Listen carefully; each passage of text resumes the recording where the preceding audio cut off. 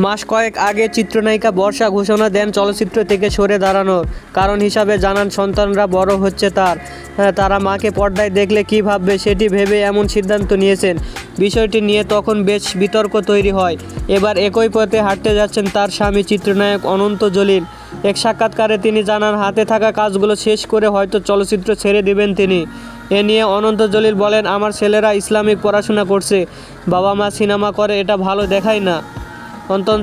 অনন্ত আরও বলেন, তার দুই ছেলে কোরআন শিক্ষায় মনোনিবেশন করছে। বড় ছেলে 8 পারা হাফেজ আর ছোটো ছেলে দ্বিতীয়বারের মতো কোরআন খতম দিয়েছে।